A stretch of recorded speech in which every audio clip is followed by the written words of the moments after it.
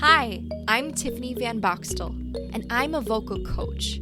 I help singers sing like paid professionals in just 1 year without boring or pointless vocal warm-ups.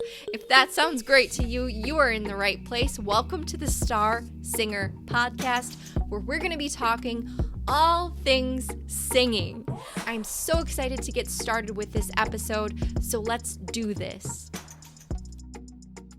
Let's talk about how to get started teaching voice lessons. If you are a singer who has been thinking about teaching voice lessons, this episode is for you, even if you're unsure where to start or what to do, or if you have enough experience.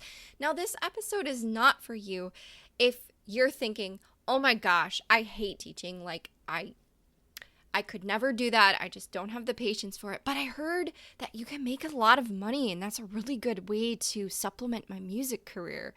If that's you, this is not for you.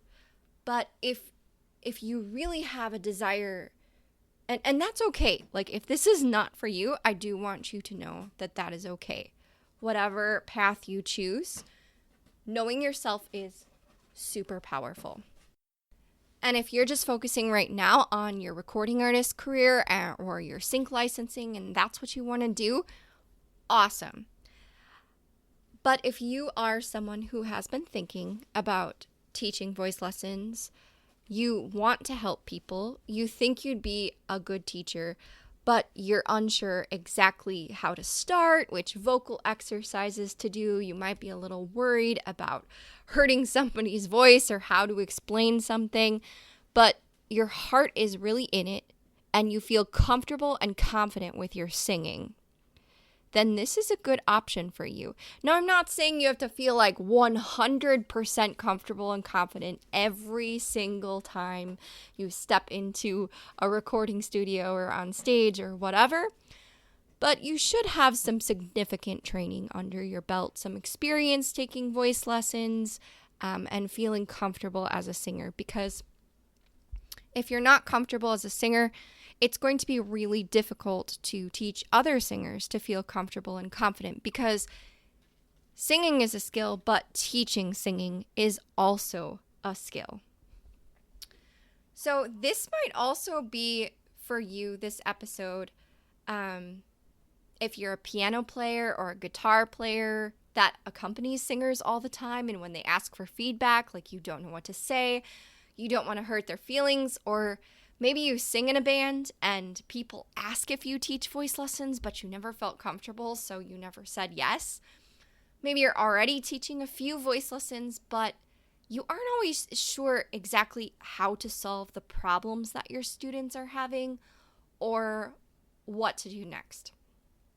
So whatever level you are at, even if you're an established voice teacher, man, even if you have a music degree, even if you have a music education degree, a lot of times college does not equip us to be one-on-one voice teachers. We take a vocal pedagogy class. It is chocked with anatomy and science, and we get no practical experience, and we're thrown into the fire. And because we have a degree in music or in singing or in music education, you're expected just to be a great voice teacher.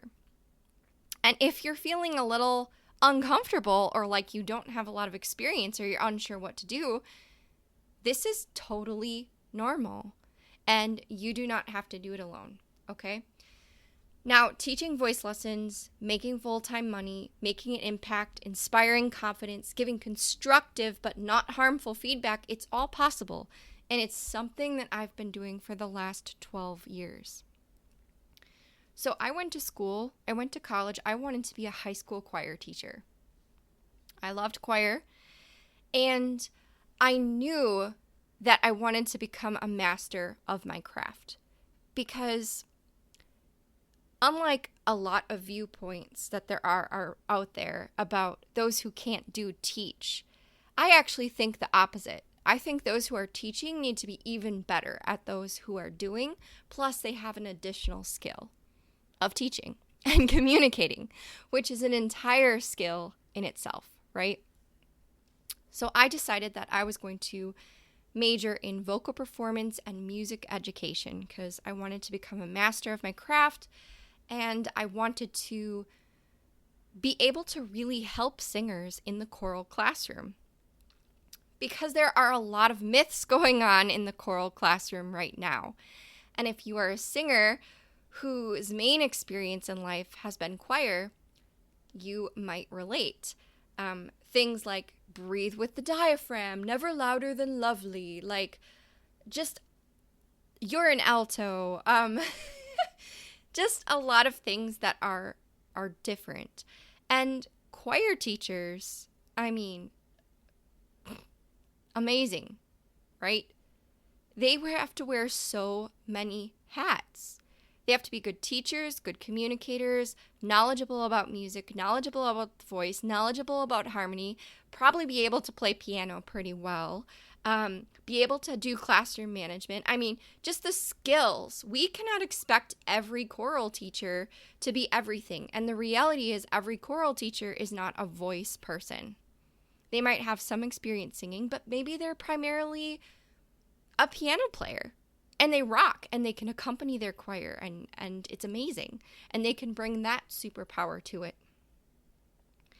But a lot of times a choir teacher, does not have experience in vocal pedagogy, and that's not their fault because they have a ton of other things to do. And as a result, this choir teacher a lot of times is the only person who, it's the first person. It's an important person in a singer's life. For a lot of singers, that might be the first person that you look up to for vocal advice. And a lot of times this vocal advice is wrong, or it's only half there because we are simply not equipped coming out of college to do this. Now, I was, because I was doing vocal pedagogy, I had experience teaching voice lessons, but not everybody is. And this is not to toot my own horn or say piano players are, because let's be real, if I had to play a really difficult accompaniment, I wouldn't be able to do it.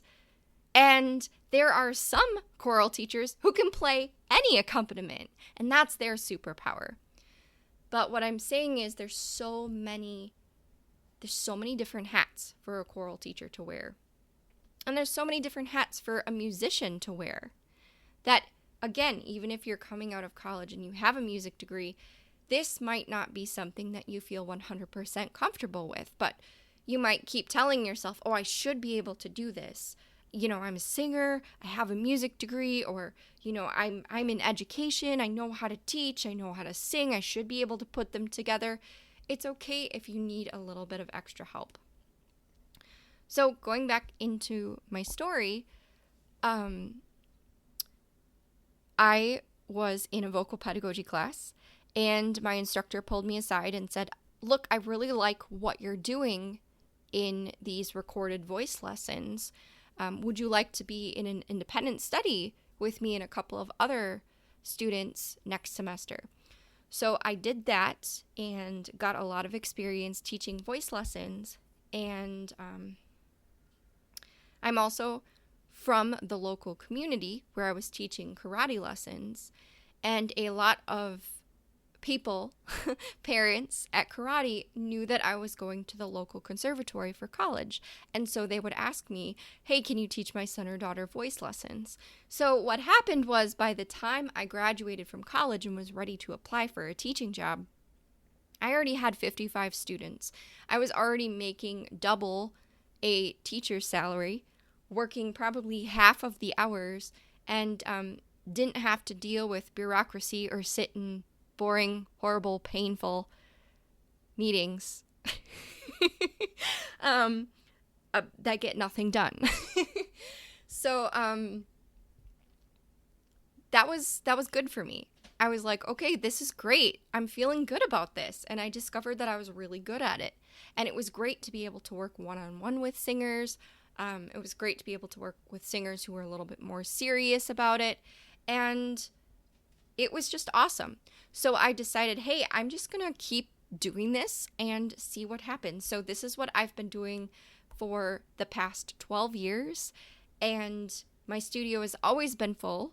And that is why I created the Star Singer Green Room, because it just seemed like a logical thing to do. I didn't have any space left. I didn't have any time left. And a lot of the material was getting repeated. So I turned it into a program.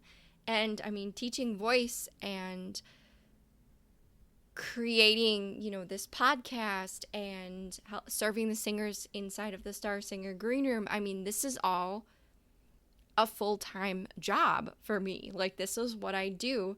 And it's amazing. It's super fun. And you can do it too. Like, if this is what you want to do, you can do it as well. I know that a lot of singers are multifaceted, and, you like to sing in your career, and you also like to teach, and you can totally do both. And becoming a teacher is definitely not selling out, because honestly, there are a lot of things about teaching that are challenging, right? There's no better or worse. It's just different. So being a teacher, not a step down at all from being a recording artist. Honestly, it requires more skills.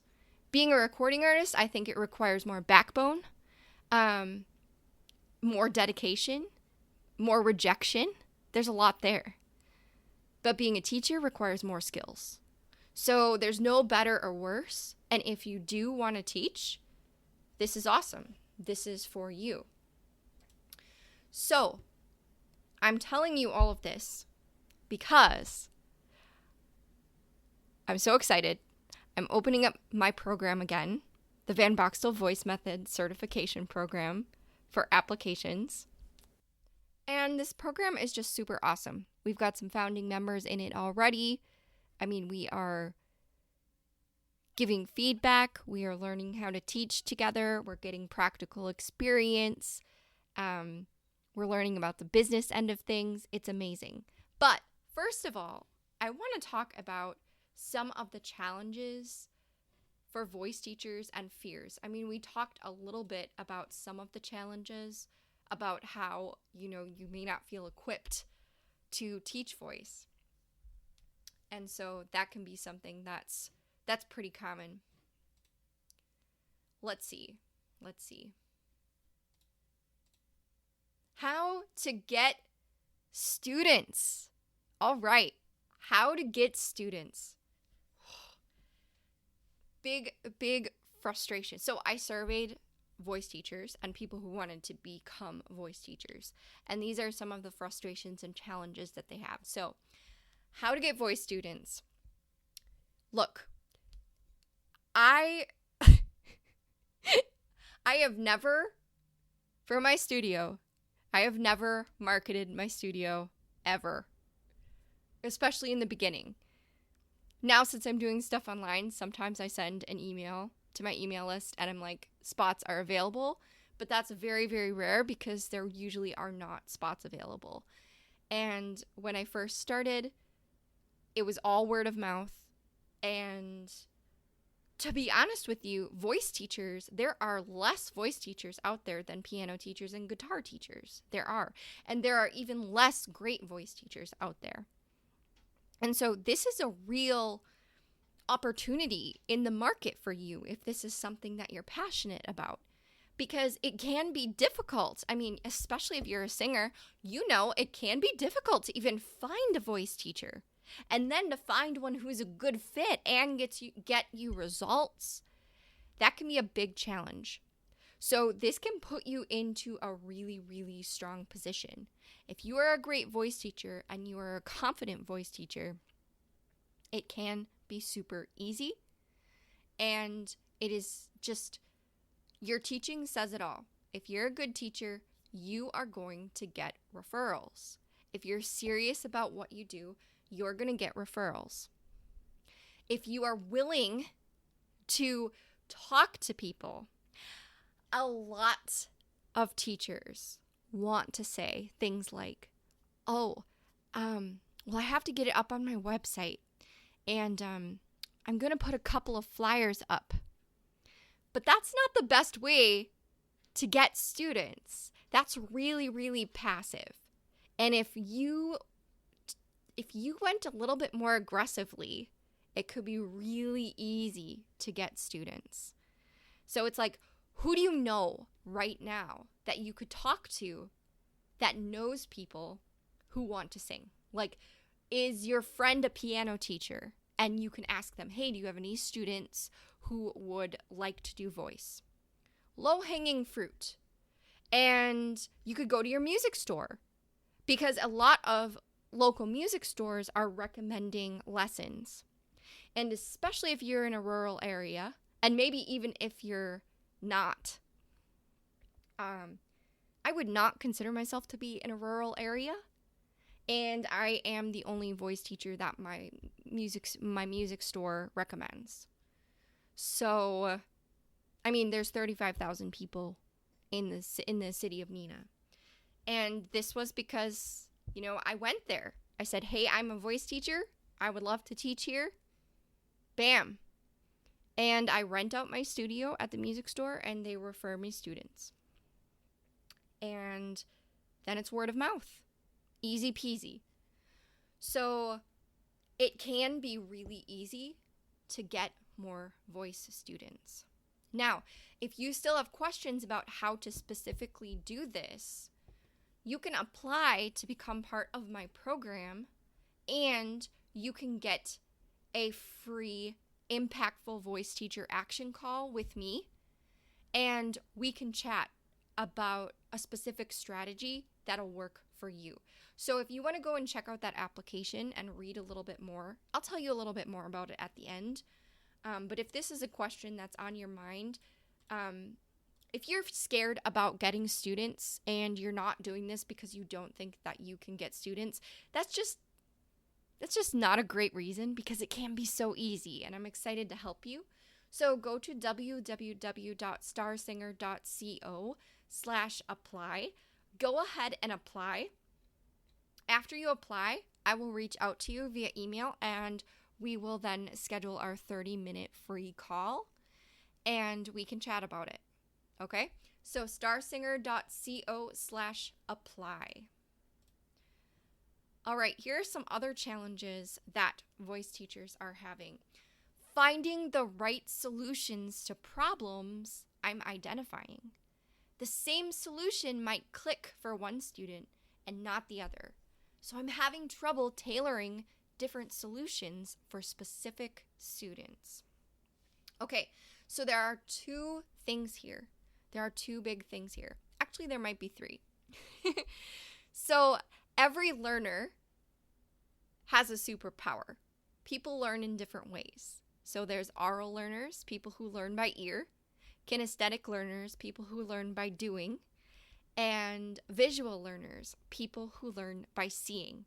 Now, we went through this in another podcast episode, so I'll make sure to link that up in the show notes for you, because that episode gets a little bit more specific. Now, you can be a little bit of both, but we all have really, really strong ones. For example, I'm kinesthetic or oral, which means that I learn by doing first and then hearing second. And sometimes when I'm in the practice room or on a certain day, these qualities will switch. And I do definitely benefit from seeing pictures and seeing visual things, but it's not the primary way that I learn. So figuring out how your students learn is going to be super powerful for you. And that is one of the podcast episodes that I will link up for you.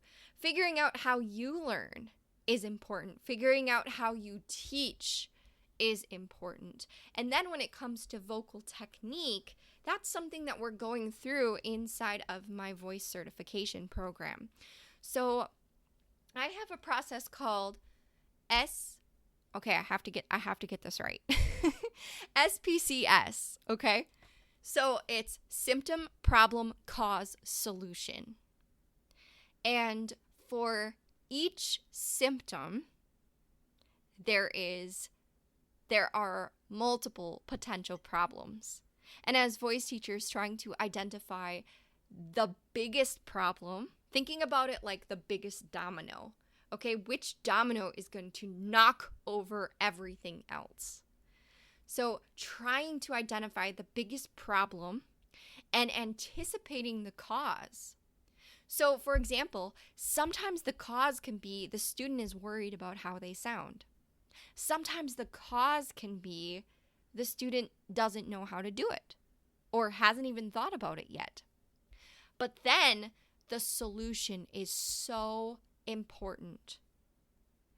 A lot of voice teachers and a lot of reasons why you as a singer might have some limiting beliefs or things that have stuck with you is because somebody identified a symptom without giving you a solution. And that's just bad teaching. It's bad teaching. If you don't have a solution, definitely do not identify the symptom. Okay, let's break this down a little bit more. So a symptom is something that is so obvious. It doesn't even need to be stated. Like someone might be singing out of tune. Someone might have a nasal quality to their voice and they need a little bit more depth. Someone might be singing the wrong notes. Someone might be singing really breathy. And it sounds immature. These are all things that even non-musicians can identify. And when you say something like, you're a nasally singer, or, oh, that sounds really nasal. Okay, great. So as a singer, as the student, I'm like, okay, that sounds nasal. Okay, I'm nasal because my voice is my person. Oh, okay. All right, that doesn't make me feel great. Okay, well, what do I do about it? Nothing. Crickets, right? So one of the things that we're practicing in my program is we are working to eliminate this type of teaching. Because when you identify the symptom, that is going to start to become the identity of the singer, and it is usually negative. And now that singer is forever, for 40 years later. And you know it. If there are things, I would encourage you to search for any negative beliefs that you have about your singing. Someone told you a symptom a really long time ago, did not offer you a solution, you did not solve it, and now that is part of your singing identity, and it is not positive. It is negative. So, as teachers, what we're doing in this program is we're showing you how to identify the symptom, identify the problem, speculate the cause, and offer solutions. And we're going to offer different types of solutions for different learners. And that is going to be powerful. So again, if this sounds awesome to you, if this is something that you feel could benefit your voice teaching or get you on the right track to having an amazing voice studio, go to starsinger.co/apply. Applying does not commit you to the program, but applying will get you that free call with me, and we can chat over anything that you have questions about and make sure that the program is a good fit for you. All right, another frustration or challenge that voice teachers or people who want to teach voice face is not knowing what to do about vocal problems, not knowing what to do about vocal problems or how to help a singer develop their voice. Okay, so we just talked a little bit about vocal problems and how we're going to approach that inside of my program. But helping a singer develop their voice. There is a step-by-step big picture process. Now, when it comes to solutions, Solutions are individual, because I can hear you thinking right now, well, one size just doesn't fit all, and no singer is the same, and every singer is different. And you're absolutely right. But only in the way that every singer learns differently, and different solutions work better for different singers. The overarching process is the same. For example, singers need to learn how to release their voice and use the breath that they already have before they learn how to breathe and how to get more air. Because if they learn how to get more air first without learning how to use the air that they already have, that's going to create more pressure, tension, inconsistency, and problems. So there is an overarching big picture process that I use with singers, and that's why my singers get results so quickly. That's why my singers feel super confident about their singing. Now, just in all honesty, does every singer have a bad day? Is progress always linear? Absolutely not. Absolutely not. But with consistency, with practice, with repetition, my singers, they're getting amazing results. So if you're unsure what that process is, I'm going to be showing you the whole process that I use with singers. I'm going to spill all the beans. Okay? So again, if that's you, go ahead and apply.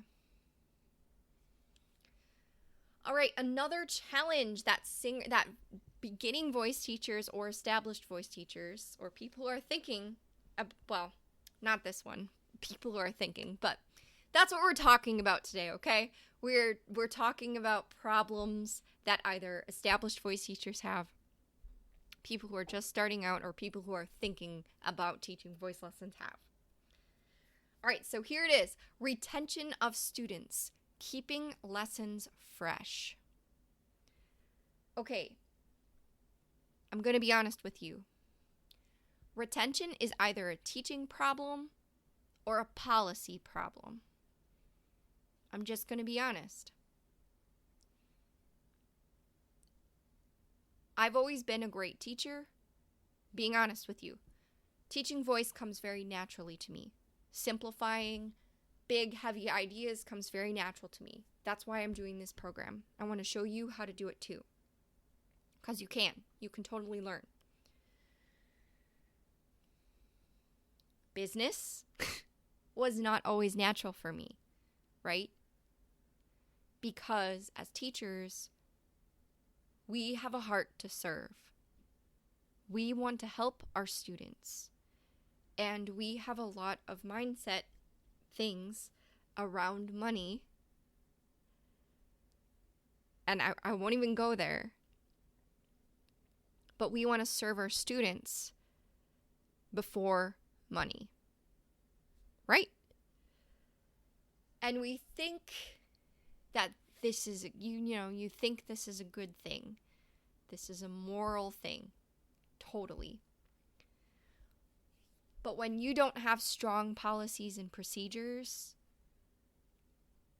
what happens is you start to build up resentment, and then your teaching is not as impactful.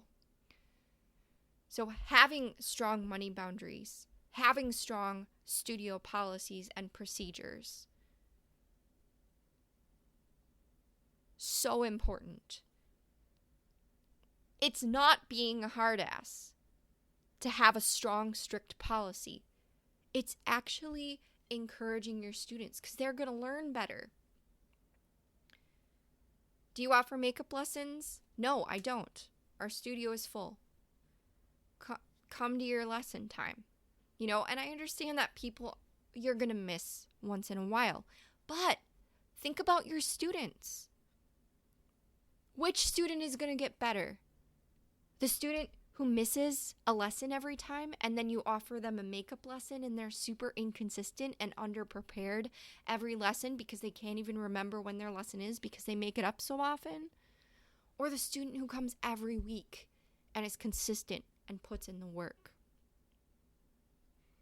When you don't have a strong policy around money and how you're going to collect it, you might feel like you're constantly worried, oh my gosh, is Johnny going to pay me today? They forgot to pay me last week. I don't know if I'm going to get paid today. And guess what? Now, instead of thinking about how you can help Johnny to become a better singer and serve him in his lesson, you're thinking about money. And this is because, so you're teaching, you're actually serving your student less. Does that make sense? So retention of students is either a policy problem or a teaching problem. So let's start with the policy. And the teaching problem is results. If you're not getting your students results, if they don't feel like they are improving, retention is going to be an issue. So this is easily navigated. I haven't had a retention program, I can't say words today.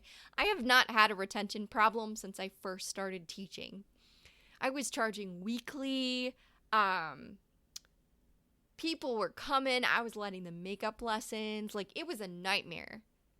It just was not working. But once I got a strong policy, I knew what I was doing. I started to run my voice studio like a business. I had boundaries. I was teaching better lessons because I was dealing with less stuff in the background. I wasn't worried about schedule. I wasn't worried about money. And so I could teach better voice lessons. So if you got policy questions, if you have retention questions, and you want to hop on a call with me because you're thinking about teaching, you have 5 students, but they keep coming and going, and you want a studio of 20, but you feel like this is never going to happen, I can totally help you. Go to starsinger.co/apply and apply for a call.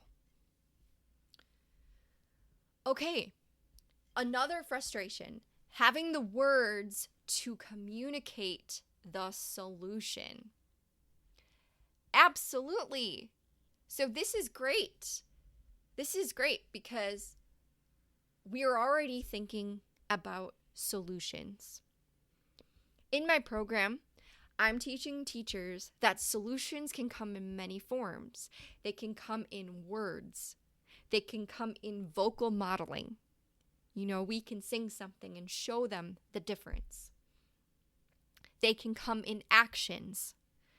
I like to do physical actions a lot because that is the way I learn. That is the way that I teach. So I do physical actions a lot, vocal modeling, and I use words as a last resort. Now, I do use words. We are going to be learning about how to communicate simply and effectively in this program. But thinking of words as a last resort is going to make your teaching more powerful, more creative, and more fun. And it's going to get your singers better results. So that's one thing that we will be doing. All right, another big challenge is having a clear method or a path. Well, that's super easy because in this program, I'm going to be showing you my exact method step by step. We've got vocal exercise number 1, number 2, number 3. Like, it's going to go in order. And for each exercise, I'm going to offer that format. Here are some symptoms of this problem. Here are some problems that this could be. Here are some causes of the problem, and here are some solutions that you can try.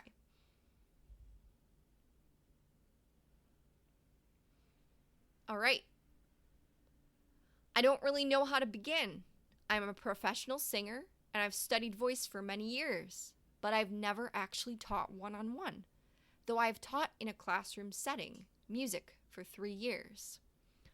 Awesome. This is exactly what I was talking about before. You know, you you're a professional singer, you've studied voice, but you've never taught one-on-one. And this just requires some experience. And if you want some experience and you also want some guidance while you're teaching, this program is perfect for you because we're going to be giving you feedback on your teaching. We're going to be there to answer your questions. So inside this program, we have a live weekly call. So it's every week, and we answer your questions and give feedback on your teaching. We teach each other. We watch recordings, we give advice. It's led by me, but it's very community oriented. So this is perfect.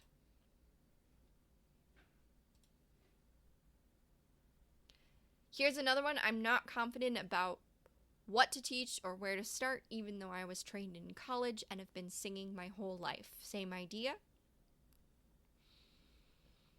Feeling unqualified, unsure where to go next with students, being able to diagnose issues and help students solve them. Perfect. Perfect. That symptom, problem, cause, solution method is going to be perfect for that.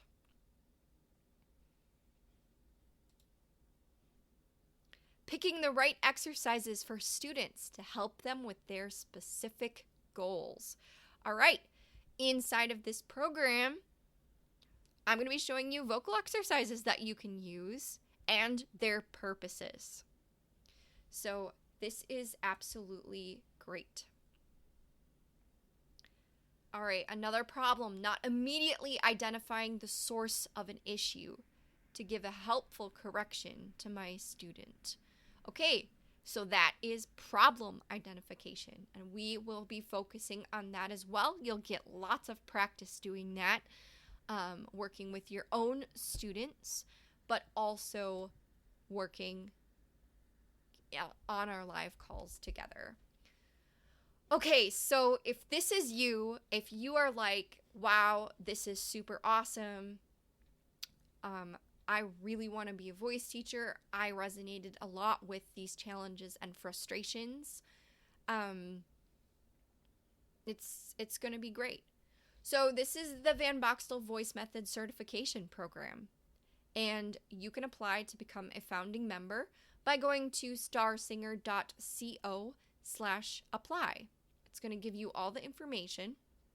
So in this program, you're going to learn how to identify and solve vocal problems for your singers. You're going to be able to simply and effectively communicate or model solutions to the singers that you work with so that they can get results. You're going to be able to choose vocal exercises that match your students' goals, get referrals on repeat so that you'll never have to mark it again, become a great voice teacher that helps your singers feel more comfortable and confident and get results. We are going to learn and apply real-world practical techniques that actually work inside of a one-on-one voice lesson. So if you are sick of the anatomy and the workshops that are just anatomy and science coming at you full blast without any practical real-world experience, this program is for you. You're going to get hands-on experience and feedback on your teaching throughout the program, and you're going to get my complete method so that you have a clear path about exactly what to do next inside of voice lessons. So if you don't have any one-on-one students right now, don't worry. I'm 100% here to help support you and help you to find your first or next voice students to work with. So in the first part of the program, we're going to be covering the business aspects, and finding your first or more students so that you can set your studio up for success. Since this is a hands-on experience, you're going to get the most out of this program by working with at least 1 or 2 singers during the process. So if you are ready to apply, you can apply to get a free Impactful Voice Teacher Action Plan call. Go to starsinger.co/apply. Let's get you on the right track to create an impactful and inspiring voice studio while making a sustainable income. Sounds awesome? It's totally possible for you. I've been doing it for 12 years. I'm excited to help you do it. I'm on a mission to help voice teachers become amazing so that We don't create singers who are identifying with the symptom. That's powerful. That's my whole mission. I am just so sad when I hear singers who are like 50 and they're coming to me for voice lessons and they're talking about all of these things that they heard about their singing. That is untrue. And it hurts them. And it has limited their progress. And so by becoming amazing voice teachers, we can really make a huge impact. So if you're ready to apply, go to starsinger.co/apply. Again, if you are a good fit, I will be reaching out to you via email. Our applications are due on September 15th, 2021. Now, if you're listening after that, go ahead and send me a DM on Instagram at Tiffany Van Boxtel, and I'll make sure that you're able to get in on the next round if you choose, and we can go from there. If you are a good fit, I'll reach out to you via email. I think I said this already, and we can schedule your call. All right. I'm excited.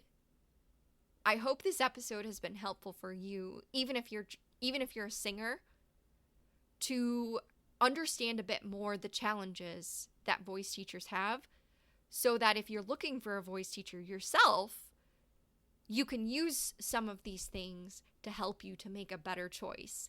And if you are a singer who's thinking about teaching voice lessons and you have a heart to serve and you are ready to help singers, but you're just feeling like you're underqualified or you're not sure what to do, then this program is a perfect fit for you. Again, applying does not obligate you to join the program. Go ahead and apply, even if you're thinking about it. Let's hop on a call together and chat through some things. I would love to help you. Again, it's starsinger.co/apply. Thank you for listening to this episode, and we will come at you next week with another amazing episode.